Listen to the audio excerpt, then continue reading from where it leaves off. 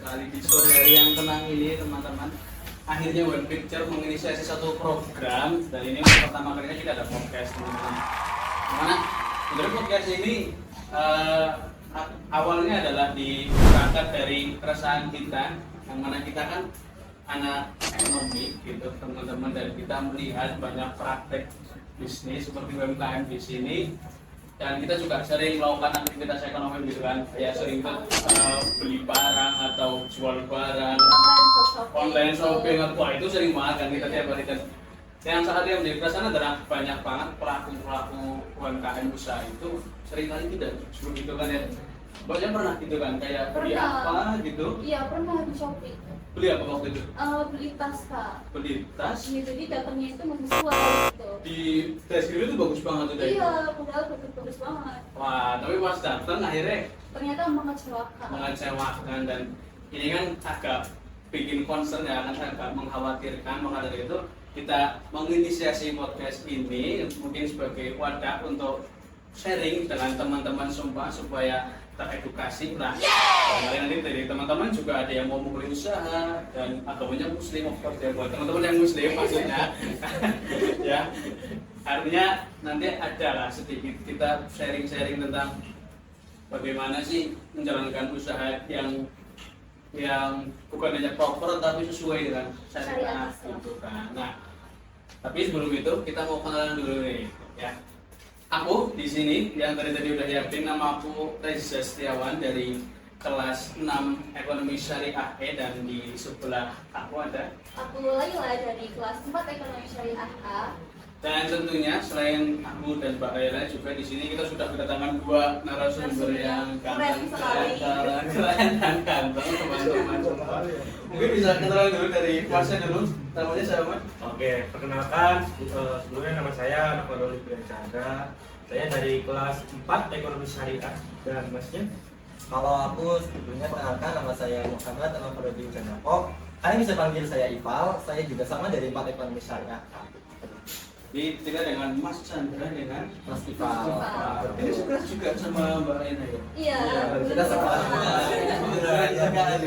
Saya yang imposter disuruh. Gak apa-apa, aman. Apa ya? Aman. Tapi ngomong-ngomong ini, kalian dari mana ini? Dari kampus, Pak. Dari kampus Besar Makmur. Kebetulan iya kita bisa di Makmur, dan jadi kita langsung ke kafe untuk memang kita membahas untuk podcast ini mas. Kita apa nih ya yang begitu mas? Sangat excited sekali. Udah gak sabar, Mas. Dengan siapa ya? Tapi sebenarnya Mbak Lina, ini kan dari tadi kita bicara soal ada UMKM, terus perusahaan, dan sebagainya ya. Sebenarnya yang jadi apa? Tujuan utama atau poin utama kita yang akan kita bahas hari ini itu apa sih? Oke, jadi sebenarnya hari ini itu kita akan membahas tentang konsep dasar dari entrepreneurship Islam. Seperti itu. Jadi konsep dasarnya itu Ya, ada prinsipnya dasar, apa iya. saja gitu ya. Nah itu nanti akan dijelaskan dan kita akan sharing-sharing bareng bersama dua narasumber kita ini. Mungkin langsung aja ya untuk pertanyaan yang pertama ini. Aku mau tanya nih ke Mas Chandra.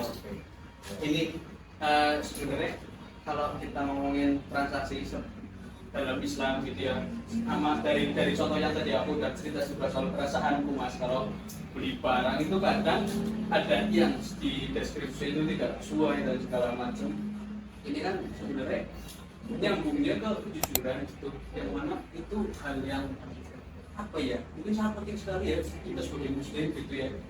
Nah, aku pengen tanya ke Mas Chandra, sebenarnya kalau kita sebagai wirausaha ya, namanya wirausahawan gitu ya, ingin memulai bisnis, ini seberapa penting sih poin tentang kejujuran, dan menurut Mas Chandra ini kejujuran sendiri dalam berwirausaha itu seperti apa? Kalau menurut saya ya, sebenarnya kejujuran itu sangat penting 100%. Karena apa? Ketika kayak kita nih, kita sebagai ya perusahaan, pasti banyak konsumen yang sayang. Tuh contoh kita bikin brand sepatu. Ya. Kemudian kayak ibaratnya tuh kita harus benar-benar mengutamakan kualitas. Ya.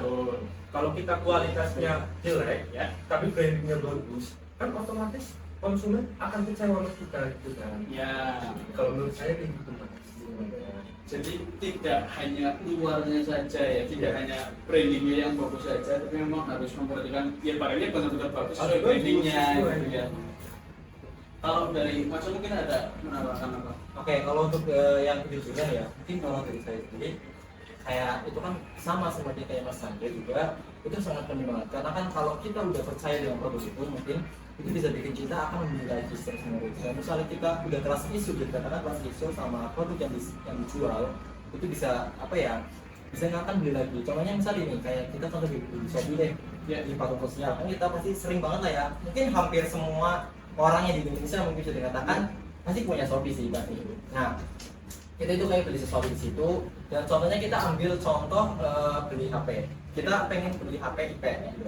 Pengen beli HP IP yang warnanya putih. Nah itu kita mau beli itu, tetapi kita lihat deskripsinya dulu, deskripsi produk yang terlebih dahulu.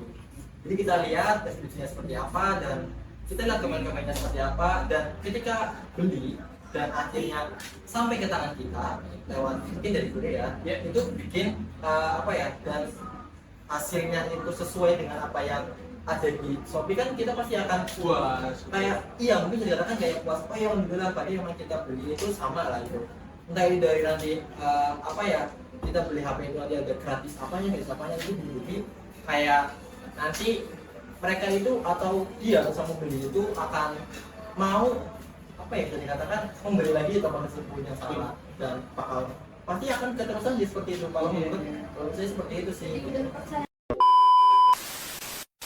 Makasih Mas. Iya, Oh, boleh unbox dulu Mas? boleh. Mau di unboxing gimana? Harus sana ya. Oh iya. Gitu Mas. Oh iya. Ini pesan apa sih Mas? Saya tadi pesen HP Mas. Mau di unboxing boleh dulu ya Mas? Oh boleh boleh. Maaf ya. Ya ya. Sistemnya. Mau pesan HP ya Mas? Iya Mas. Terus katanya mau pesan juga.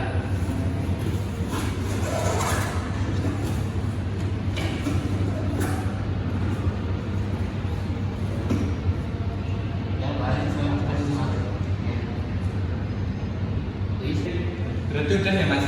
Ya udah. Oh oke. Ini udah tak videoin. Oh ya. Saya Ya, mau Mas. lanjut nonton paket ya Mas? Ya boleh Mas. Terima kasih. Terima kasih Mas. Oke. Oke, itu tadi soal kejujurannya. Ini setelah kejujuran ada apa lagi nih? Oke, gini aku mau tanya nih ke Mas Ifal. Iya. Di apa namanya di prinsip dasar entrepreneurship itu kan setelah ada kejujuran nanti ada tauhid juga ya. Nah, di sini tuh menurut Mas Ifal tuh tauhid yang dimaksud di sini tuh bagaimana Mas Ifal?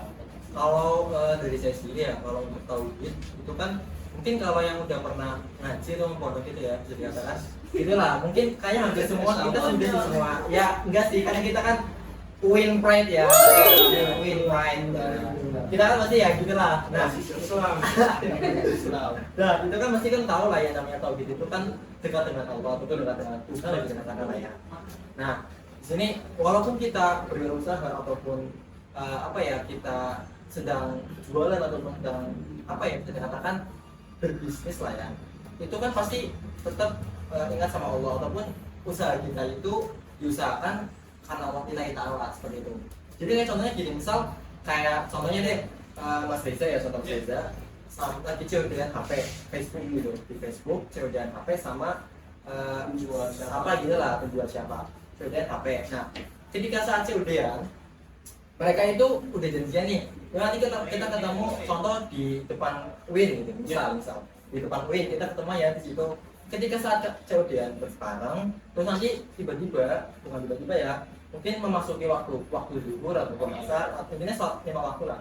Itu adzan, itu diusahakan kalau memang untuk prinsipnya ini ya di sini itu diusahakan memang harus berhenti. Ya. Jangan lanjutkan transaksinya seperti itu. Kalau kita lanjutkan transaksinya, berarti itu akan melanggar ataupun lewat ataupun apa ya, kita katakan apa ya, menyimpang tadi saya katakan ya, menyimpang dari prinsip dasar intervensi dalam Islam. Karena kan kita harus berhenti ketika ada adzan, karena ya kita nggak tahu kan kita sampai kapan kita tidur kayak gitu. Tapi untuk barangnya Mas bisa dicek dulu. Oh iya. Ini masih fungsi semua ya mas? Ya, masih fungsi semua, cuma yang besar yang terlihat dari beberapa. Terus semua ya berarti ya, emang jadi bilang juga minusnya di sini ya, letak-letak ini ya. Letak-letak. Tapi masih yang full mas? Pak, semua masih aman. Cuma minus pemakaian sama ini layarnya retak sedikit. Enggak. Tapi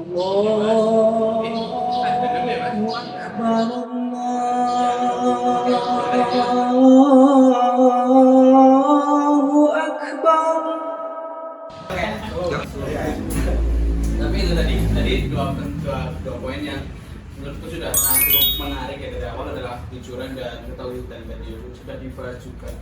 Tapi di sini kemarin aku baca juga tentang prinsip dasar intervensi baru Islam ya. Kan memang sebagai kacamata awam seperti aku mungkin masih belum terlalu cukup untuk mengulik gitu ya. Itu ada soal tanggung jawab. Nah, tanggung jawab ini kan sebenarnya kalau aku memahami kayak terlalu luas ya.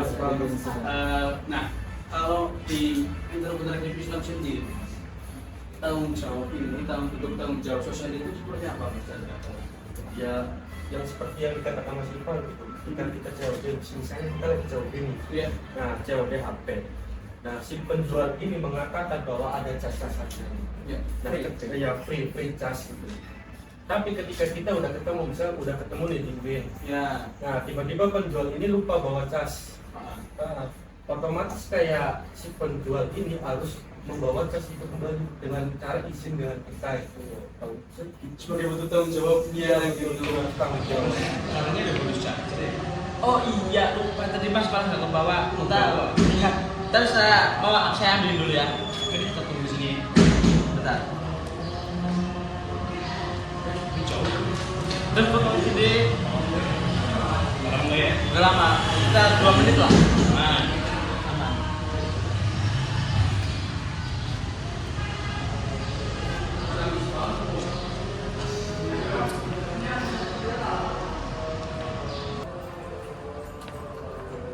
Oh iya Mas, ini untuk chargernya yang ketinggalan. Maaf, sorry. Ini sekalian sama ini juga chargernya ya mas ya? Iya Mas, Mas Yori. Oh iya.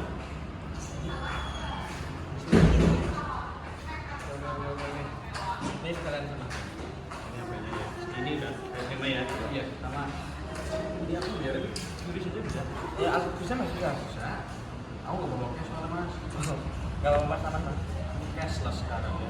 Iya.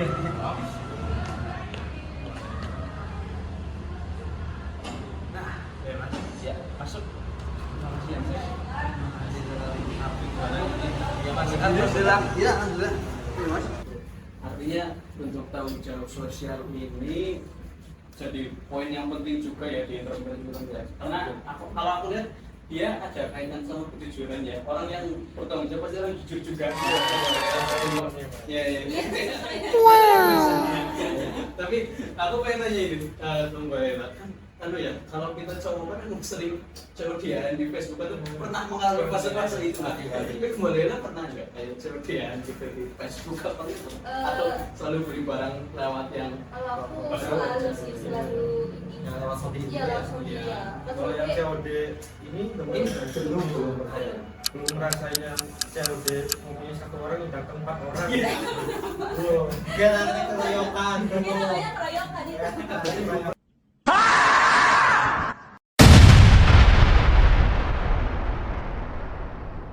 Oke, ini aku ada pertanyaan lagi nih buat Mas Ival nih.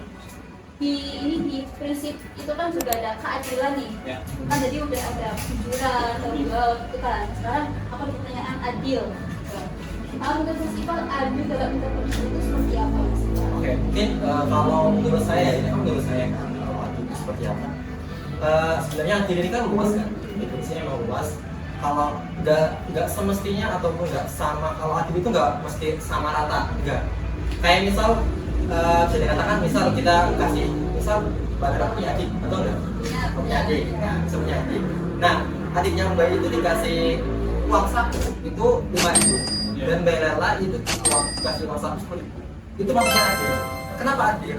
adil di sini itu bukan berarti sama rata, enggak, tetapi adil di sini itu sesuai dengan porsinya. Ketika adil di sini sesuai dengan porsinya. Proporsional berarti. Iya betul, kita sama, proporsinya sama itu maksudnya dengan adil. Nah kalau dalam entrepreneurship atau dalam kewirausahaan ini, aku bisa contoh kayak gini.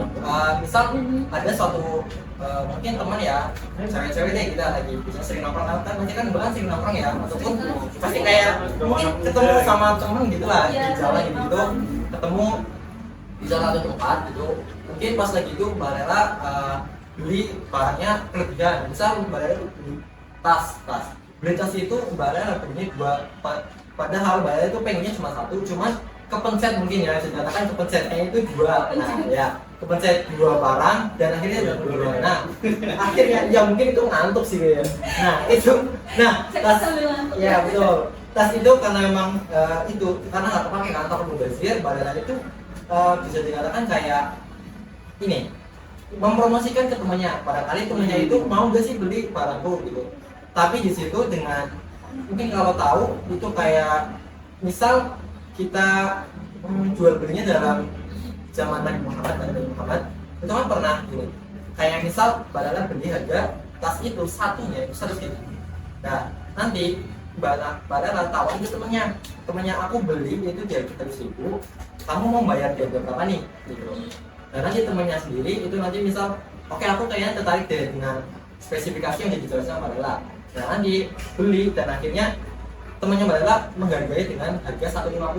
Jadi kan berarti kan keuntungannya kan dari Mbak Lela sendiri dapat keuntungan 50.000 dan dari pembeli itu dapat barang yang disesuaikan ataupun yang dia mau. Itu mungkin di situ yang adil dalam intervensi, karena kan sama-sama menguntungkan dan sama-sama mungkin ada yang dirugikan, seperti itu sih.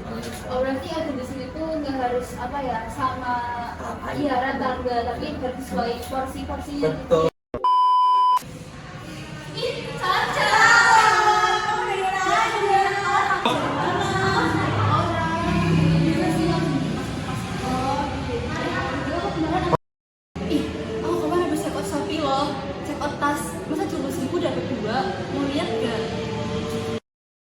Beneran murah banget, boleh lihat nggak? Boleh.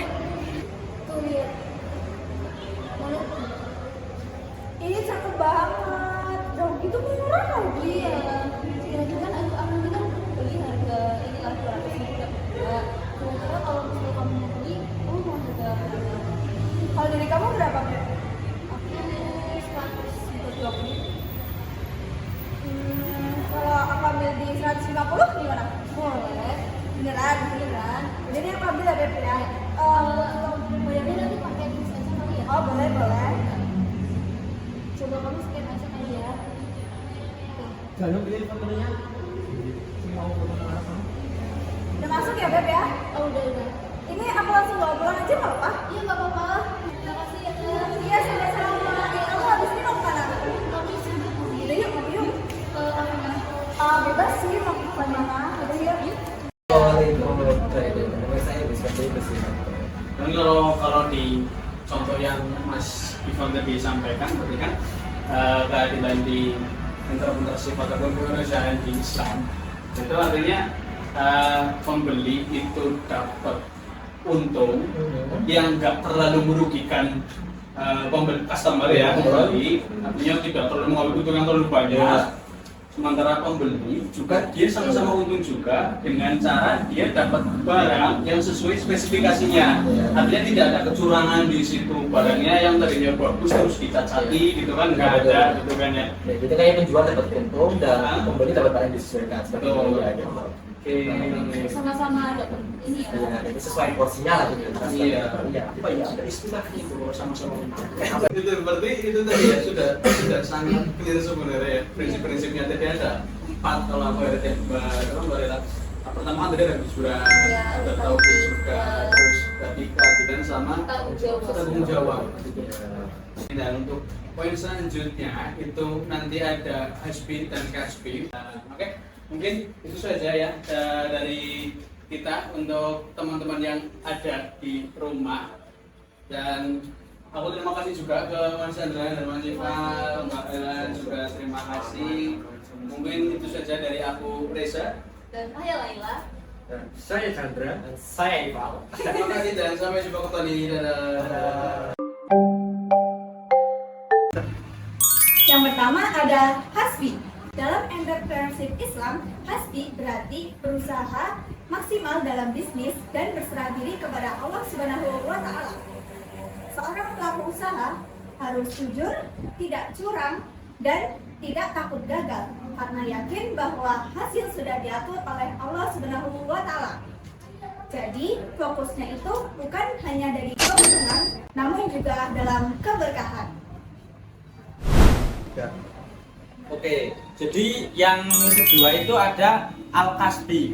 Jadi kalau dalam pemikiran ekonomi Islam, al-kasbi itu berkaitan dengan aktivitas yang dilakukan manusia melalui usahanya untuk memperoleh penghidupan. Nah, istilah al-kasbi ini itu yang secara umum itu berarti usaha atau kerja. Kalau menurut kajian para ulama, al-kasbi juga menegaskan bahwa manusia memiliki kewajiban untuk berikhtiar dalam melakukan usahanya untuk memenuhi kehidupannya di dunia. Nah, pemikiran ini juga dijelaskan oleh Imam Al-Syaibani dalam karyanya yang membahas tentang etika dan aktivitas ekonomi dalam Islam. Yang menurut Imam Al-Syaibani, kalau al-kasbin itu merupakan usaha manusia melalui aktivitas yang produktif dan halal dan dibenarkan oleh syariat, seperti berdagang, produksi, atau usaha-usaha yang lainnya yang dibenarkan oleh syariat. Tapi perlu digarisbawahi juga, kasbi bukan berarti semata-mata hanya usaha untuk dirinya, tetapi juga berkontribusi dengan keberlangsungan kehidupan sosial dan bermasyarakat.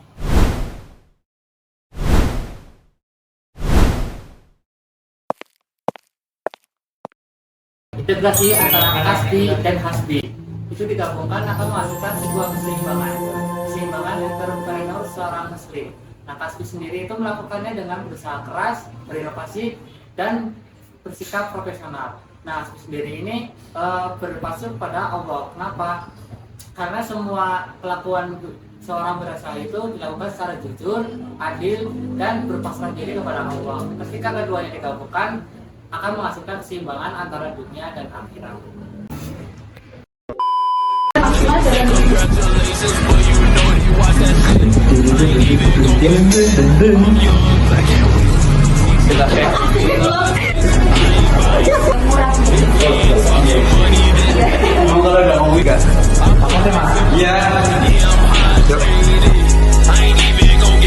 Ketika seorang